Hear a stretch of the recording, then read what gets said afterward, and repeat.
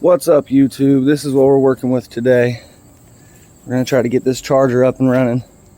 It's making a little bit of tapping noise and it's got misfires in multiple cylinders. It's on the PO300 code.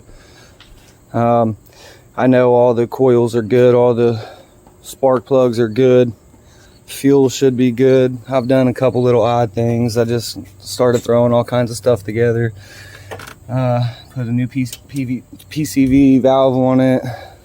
I went through all kinds of stuff. I cleaned out everything and it's still throwing the same codes. So I'm convinced that we are dealing with busted lifters that are eating into our cam. So I think my cam lobes are rubbed down on a few different notches, and we're going to go ahead and just show you how to take it all the way apart from top to bottom, beginning to start. And right now we're going to work on just cleaning up some of this stuff out of our way. We're going to get this back cover all the way off. Well, I'm going to tear into it and I'll be back. Alright, when you're taking off this plastic, when you're going to get these little plastic things out, I found it's a lot easier. Instead of doing this and prying it out, you'll be out here struggling for hours. Stick it under this plastic to where it's connected to the bar, then pop it up. It comes right off.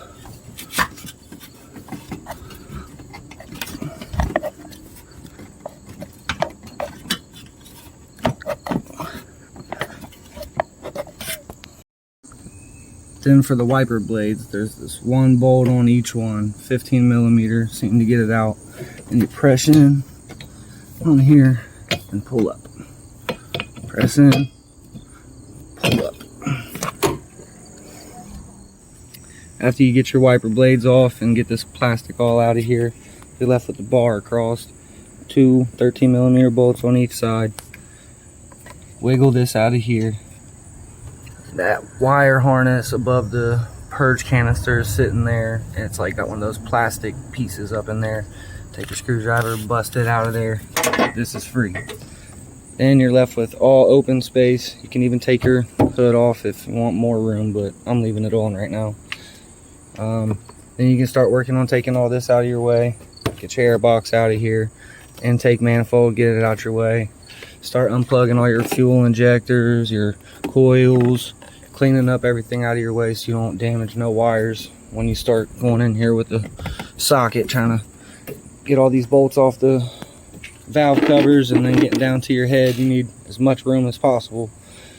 Sometimes those heads are a pain in the ass to pick up and get out of this little tight space, so you don't want to be banging it around, laying it on wire harnesses. And remember, when you're taking it off, you always got to unbolt your ground wires on the back of each side of the block.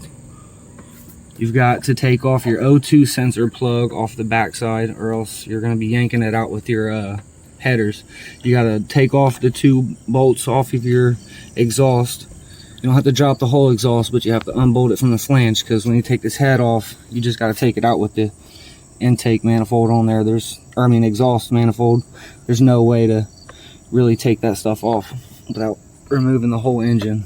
So just to save yourself some time, just leave them exhaust manifolds on there, pull that sucker out of there and get to it. Okay, so I've been trying to do a few different things to figure out the best way to do this bottom of the valve cover gasket. And on this side it seems a little different. I have a Chrysler 300 Hemi that it seemed like it was a lot easier to get out, but my little rig that I got here is a 1/4 inch drive 8 that I grinded down the end of the socket. Right here I done grinded it down just long enough to get into the bolt with a 1/4 inch swivel, and then I got an adapter to make it a 3/8 inch, just so, because I don't have a 1/4 inch drive extension. But it seems to get down in there a lot easier than anything else I've tried.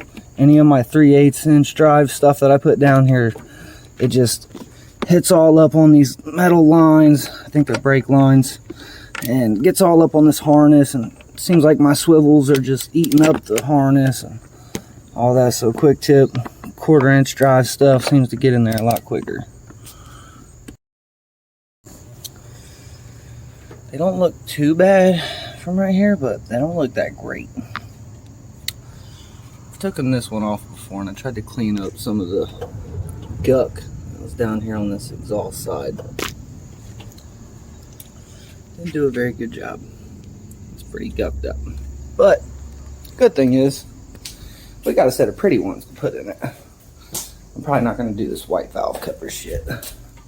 That was just to see what it would look like, but clean ones. I got to install the valves back into those. But pretty. Good lifters, good springs, good valves. Got us a decent cam. Very little wear on it out of the donor. Chrysler 300 Hemi. I've been ripping apart, trying to fix also. But I think we're gonna call her quits. She's got some electrical that I don't want to deal with. So I already ripped the cam out of it. Didn't mark the timing so that maybe I could go back and fix it. So now she's definitely fucked. Now we're down to having the valve covers off. Time to take the head bolts off. But before we do that, we're going to take these valve rockers off and take the push rods out. And you got to watch for these push rods because they can be damaged, and once they get too hot, if you ever have an overheating engine, they stretch, and once they stretch, they'll start wearing on each end of the rod, and it can cause misfires itself from it stretching. So we're going to take a look at those. These are 10mm bolts. Those are 15mm bolts for the head. And this is what I was talking about. This side is where it connects to the rockers. Now there's a little silverish where it was rubbing, so that means it's probably stretched. This side though, it's chewed up. It's completely grinded down metal halfway through. And if you look close, there's like cracks all in the metal where it's pretty much thinned out. It's going to start dissolving all the way up the push rod. And those are toast. Something that I even forgot. Down here where your dipstick attaches, well, you can't really tell, but right under your head it attaches with probably a 10mm bolt. And that's stopping me from being able to pull the head out. I got everything off, can't pull it off now because I gotta get down there and get that 10mm bolt. So let me go cuss at this thing for another 20 minutes. Something I remembered at the last second, right before I was about to crack the top bolts to get the head off these 10mm bolts up here up top. You gotta drain your coolant. There's a little tab, it looks like this. Take a pair of pliers, and it's right there where you see it pissing out of. I'll get a better shot of that. I'm about to open this top so it'll pour out more. There we go.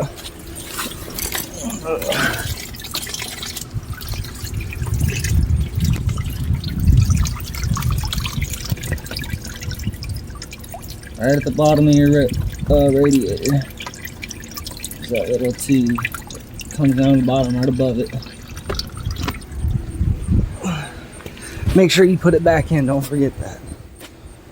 Okay, on this side, I don't like draining the power steering fluid if I don't have to, so I just put that pump on there and refilled it with brand new fluid. So I'm just gonna take off the whole power steering pump so I don't have to mess with it. Put it off to the side. This side I always leave the EGR canister on there because it's not really in the way and it's probably gonna get changed out anyway, so I just took it off with it. Well, now I got this side's head off. There was this little connector harness, like in the plastic, little plastic push pins connected to the back of the block of the head. So make sure you pop that off with a screwdriver or something, and it came out pretty easily. And that's how you take off your head. So, and then there's an 8mm bolt inside of here to take out your lifters. These guys right here just slide straight out. Take them out one at a time. Put them back in this how they came out.